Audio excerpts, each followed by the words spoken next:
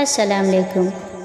دعا اللہ سے ایسا تعلق ہے جو ایک بار بن جائے پھر کبھی ٹوٹتا نہیں ہے۔ دل بھرا ہوا ہو، خاموش ہو، کوئی غم ہو، اداسی ہو، کوئی سوچ تنگ کر رہی ہو، اسے پکارنے پر ہمیں اپنے آغوش میں لینے والا صرف ہمارا رب ہوتا ہے۔ جب انسان اس سے بات کرتا ہے اس کی الجھنیں سلجھن میں بدلنے لگتی ہے اور اسے قرار آنے لگتا ہے۔ تم کوشش کرتے جانا چاہے سہنا مشکل ہو جائے، تم توبہ کرتے رہنا چاہے تمہارا دل باغی کیوں نہ ہو جائے، تم نیت صاف رکھنا چاہے دل ٹکڑے ٹکڑے ہو جائے، تم خیال رکھنا کہ توکل کی کشتی کہیں ڈگمگا نہ جائے، تم کوشش کرنا کہ بھروسہ کا دیا کہیں بجھ نہ جائے، تم مانگتے رہنا جب تک دعاؤں کا ایک دریا نہ بن جائے، تم روتے رہنا جب تک گناہ قطرہ قطرہ بہہ نہ جائے، تم یقین کی اس حد کو پہنچو کہ لہروں کا کنارہ ہی موڑ جائے، تم اس طاقت کا سہارا مانگو کہ طوفان کا رخ بھی پھر جائے، تم کوشش کرنا کہ کتاب ہستی بس طلب خدا بن جائے، تم دل کی کمرے میں ایک آس ہمیشہ روشن رکھنا جب تک تمہاری اندھیری نگری میں جگنو کا درخت نہ لگ جائے۔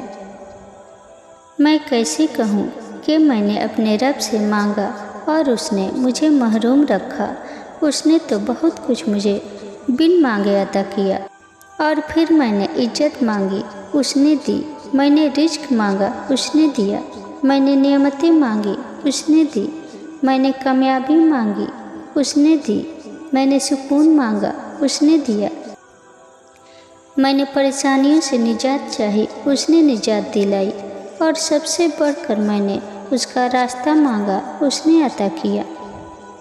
تو کیسے کہہ دوں کہ میں تنہا ہوں جب میرا رب ہر لمحہ میرے ساتھ ہے، میری کوئی دعا رائگاں نہیں گئی، جا سکتی ہی نہیں، کیونکہ میرے رب کی صفت ہی نوازتا ہے، وہ مجھے خالی ہاتھ کیسے لوٹا سکتا ہے۔ ریس میں جیتنے والا گھوڑا نہیں جانتا کہ کامیابی کیا ہوتی ہے، وہ دوڑتا ہے تو صرف اپنے مالک سے ملنے والی تکلیف کی وجہ سے۔ تو آپ کبھی بھی اپنے آپ کو تکلیف میں پاؤ تو سمجھ جانا کہ تمہارا مالک خدا چاہتا ہے کہ جیت تمہاری ہو۔ حضرت موسیٰ علیہ السلام روزانہ اپنے رب سے ہم کلام ہوتے تھے۔ ایک دن حکم ہوا کہ موسیٰ جاؤ اور اپنے سے کمتر کو تلاش کر کے لاؤ۔ موسیٰ علیہ السلام حکم خدا سے ساری کائنات چھان ماری لیکن اپنے سے کم کسی کو نہ پایا۔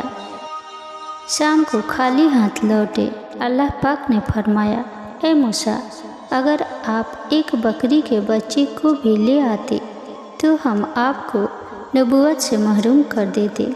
کسی کو اپنے سے حقیر نہ سمجھو، کیونکہ اللہ تعالیٰ نے ہر کسی میں کوئی نہ کوئی خوبی ضرور رکھی ہے۔ کبھی بھی اپنی بے قدری اور توہین کا جواب نہ دے۔ توہین کرنے والوں کا اصل مقصد یہ ہوتا ہے کہ آپ بغیر سوچے سمجھے رد عمل دیں اور وہ اس رد عمل کا من چاہا تماشا بنائے، انہیں اپنے مسلسل خاموشی سے پریشان رکھے اور اپنی کامیابیوں سے حیران کر دے۔ اے اللہ، گزرے ہوئے دنوں میں جو کھویا اس پر صبر کرنے اور جو پایا اس پر تیرا شکر کرنے کی توفیق عطا فرما۔ گزرے ہوئے اوقات سے سبق سیکھنے اور آنے والے دنوں کا بہتر بنانے کی صلاحیتیں عطا فرما۔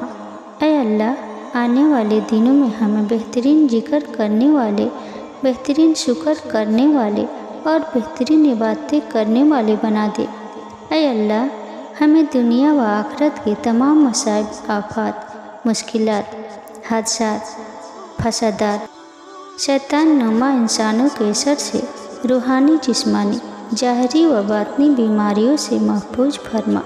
اے اللہ، ہمیں ظالموں کے ظلم سے، فاسقوں کے شر سے، رزق کی تنگی سے، हर किस्म की वबाओं और तकलीफ से महफूज फरमा। ज़िंदगी भर खुश रहना चाहते हो तो कान खोलकर सुन लो। जहाँ कदर नहीं वहाँ जाना नहीं, जो सुनता नहीं उसे समझाना नहीं, जो सच बोलने पर रूठ जाए उसे मनाना नहीं, जो नज़रों में गिर जाए उसे उठाना नहीं, ज़िंदगी में तकलीफ़ आए घबराना नहीं, जो दोस्त मुश्किल में काम आए उसे गंवाना नहीं, जो मुश्किल में साथ ना दे उसे दोस्त बनाना नहीं। अल्लाह जब आजमाइश में डालता है तो सारे रास्ते खोल देता है, मगर सही वक्त आने पर सारे रास्ते सारी मसलिहतें खोल देता है। हम में कितनी बर्दाश्त है ये हमसे ज़्यादा अल्लाह जानता है, और अल्लाह इंसान की उसी बर्दाश्त को मद्देनज़र रख कर आजमाता है। हर इंसान की बर्दाश्त की ताकत अलग होती है। एक दूसरे से हम पे जो आजमाइश आती है, जो मुसीबतें आती है, वह हमारे पैदा होने से पहले ही हमारी किस्मत में लिखी जा चुकी है। इसलिए इंसान को परेशान नहीं होना चाहिए, बल्कि सब्र का दामन थाम के रखना चाहिए। अपनी जद्दोजहद जारी रखनी चाहिए। जो नेमतें तुम्हारे मुक़द्दर में लिखी है उन पर शुक्र अदा करो, और आजमाइश पे सब्र। आजमाइश का आखिर हमेशा अजर पे होता है। पूरी दुनिया को फतह करने से भी बड़ी कामयाबी ये है कि फजर की नमाज वक्त पर अदा करके शैतान पर अपने दिन की पहली फतह हासिल करो और अपने अल्लाह के हुजूर सिदारेज हो जाओ। जब तुम सीधे में जाते हो तो अल्लाह तुम्हें देखकर खुश होता है। ये वह लम्हा है जब तुम्हारी दुआएं सीधी अर्श तक पहुंचती है। इसलिए फजर को कभी तर्क ना करो, क्योंकि यही वह इबादत है जो तुम्हारे लिए बेशुमार रहमतों के दरवाजे खोलती है। जिक्र शैतान को दफ़ा करता है, दिल से फिक्र और गम को दूर करता है, बदन और दिल को कुव्वत बख्शता है, चेहरे और दिल को मनोवर करता है, रिज़्क़ को खींचता है, अल्लाह की मार्फत का दरवाज़ा खोलता है, अल्लाह के अजाब से निजात का जरिया है।